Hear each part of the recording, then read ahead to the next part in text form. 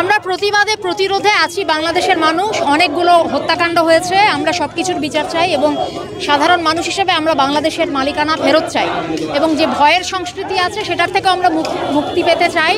আমরা চাই আমরা নির্ভয়ে পথে থাকবো, আমাদের কারোর ওপর গুলি চলবে না, আমাদেরকে কেউ ধরে নিয়ে যাবে না, আমরা ভয়ে ভয়ে বাঁচবো না।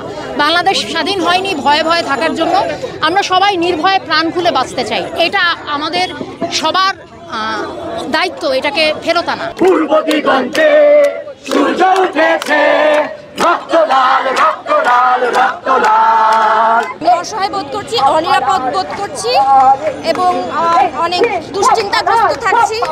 রাতে ঠিক মতো ঘুমোতে পারছি না। এই যে আমার ভেতরে যে এতগুলো অনুভূতি, সেই অনুভূতিটাই ব্যক্ত করতে আসা। আর মানে কারো বিপক্ষে কোনো প্রতিবাদ, বিচার চাই, এগুলো থেকে অনেক আগেই আমার মন উঠে গেছে।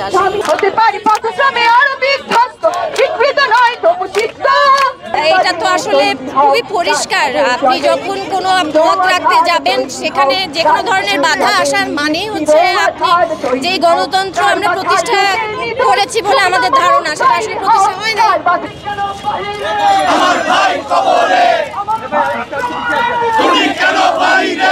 এইভাবে দিনের পর দিন এত অত্যাচার, এত অন্যায় মেনে নেওয়া যায় না। এই বেয়ারিশ লাশ হচ্ছে বাংলাদেশের চেতনা বেয়ারিশ হয়ে গেছে। বাংলাদেশের মুক্তিকামী মানুষ যে স্বাধীনতা, সেই স্বাধীনতা বেয়ারিশ হয়ে গেছে।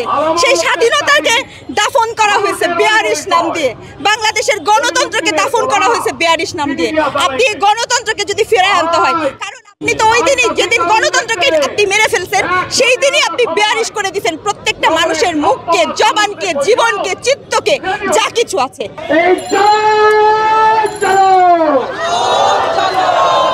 মা চায় তার সন্তান ভালো থাকুক, এইটুকুই চাই, আর কিচ্ছু না। কিসের সরকারি চাকরি দরকার নাই তো, আমার কোনো সরকারি চাকরি দরকার নাই। আমি চাই আমার সন্তান ভালো থাকুক, আমার সন্তান বেঁচে থাকুক, এই দেশে থাকুক, এই দেশের জন্য কিছু করুক, আর কিচ্ছু চাই না। লাল মানেই আমাদের সেই মনের সেই তাজা রক্ত, যে রক্তটা দিয়ে আমাদের ছেলেরা এই যে রাজপথ রাঙায় দিয়ে গেছে, সেই রক্তের চিহ্ন এটা।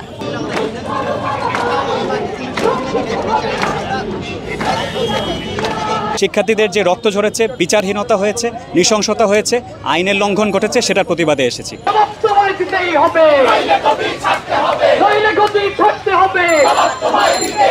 কালকে যখন আপনাকে আহত করা হবে, আপনাকে আঘাত দেওয়া হবে, তখন সেই সংবাদ কি আপনি প্রচার করতে পারবেন না। কাজেই বিবেক থাকলে নিজের অন্তরের গ্রহকে, ক্ষোভকে সামনে নিয়ে আসুন। জনতার সংগ্রাম চলবে, জনতার সংগ্রাম চলবে, চলবে, চলবে, চলবে, চলবে, চলবে। ছাদের উপর বাচ্চা ওঠা বলে তাদেরকে মেরে ফেলা, বাসার ভিতরে গুলি করে বাচ্চাদের মেরে ফেলা, হাজে মেরে ফেলা, এরা তো মানে যাই কিছু হোক, এটা তো কোনোভাবে অ্যাকসেপ্টেবল না। আমি ওর জন্য আছি, আর কোনো কিছু না। আমার জিনিস হচ্ছে আন্দোলন হবে, কোটা আমাকে এফেক্ট করে না, মোস্ট অফ দ্য মানুষ এফেক্ট করে না, কিন্তু কেন যখন এটা ছড়িয়ে পড়ে নর্মাল মানুষরা এফেক্টেড হয়, বাচ্চারা মারা যায়। আই এম সরি, অনেক কিছু অ্যাকসেপ্ট করা হয়, বাচ্চাদের মারা অ্যাকসেপ্ট করবো না আমি কোনোভাবেই না।